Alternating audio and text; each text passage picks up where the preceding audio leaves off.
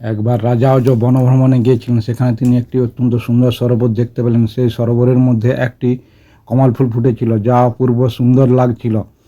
সেই কমল ফুলটি পাওয়ার জন্য রাজা আজ সরোবরের মধ্যে প্রবেশ করলেন।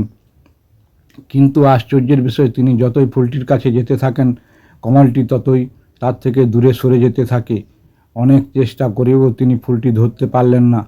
অবশেষে আকাশবাণী হলো, হে রাজন, আপনি নিঃসন্তান, তাই এই কমলের যোগ্য নন। এই ভবিষ্যৎবাণী রাজা অজের হৃদয়ে গভীর আঘাত করল। তিনি প্রাসাদে ফিরে এলেন এবং গভীর চিন্তায় ডুবে থাকতে লাগলেন, কারণ তার কোনো সন্তান ছিল না। অথচ তিনি ছিলেন ভগবান শিবের পরম ভক্ত। ভগবান শিব তার এই দুঃখ অনুভব করলেন। তিনি ধর্মরাজকে ডেকে বললেন, কোনো এক ব্রাহ্মণকে অযোধ্যায় পাঠাও, যাতে রাজা অজ সন্তানের আশীর্বাদ লাভ করতে পারেন। দূরে সরয়ী নদীর তীরে এক দরিদ্র ব্রাহ্মণ ও তার স্ত্রী একটি কুটিরে বাস করতেন। একদিন সেই ব্রাহ্মণ রাজা অজের দরবারে এসে দুঃখের কথা বললেন এবং ভিক্ষা প্রার্থনা করলেন। রাজা অজ রাজকোষ থেকে তাকে সোনার মুদ্রা দিতে চাইলেন, কিন্তু ব্রাহ্মণ তার নিতে অস্বীকার করে বললেন, এটি প্রজাদের সম্পদ, আপনি আপনার নিজের যা আছে তা দিন। তখন রাজা নিজের গলার হার খুলে দিতে চাইলেন, কিন্তু ব্রাহ্মণ আবারও বললেন, এটিও প্রজাদের সম্পত্তি। এতে রাজা অজ খুব দুঃখ পেলেন যে এক দরিদ্র ব্রাহ্মণ তার দরবার থেকে খালি হাতে ফিরে যাচ্ছেন।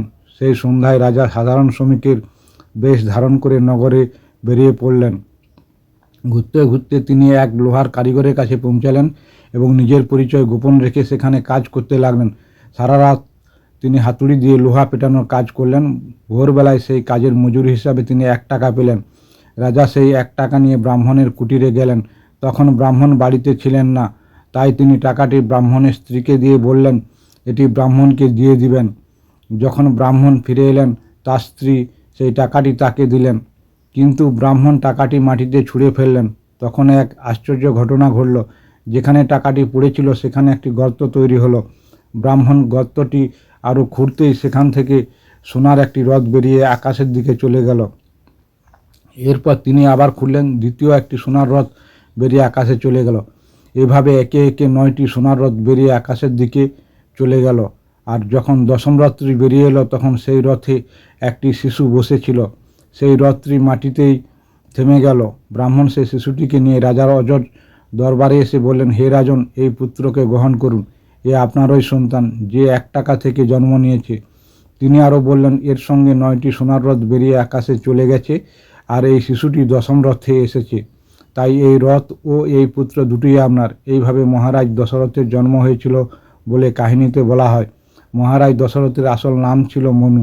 তিনি তার রথ দিয়ে 10 দিকে যেতে পারতেন, তাই তিনি দশরথ নামে প্রসিদ্ধ হয়েছিলেন।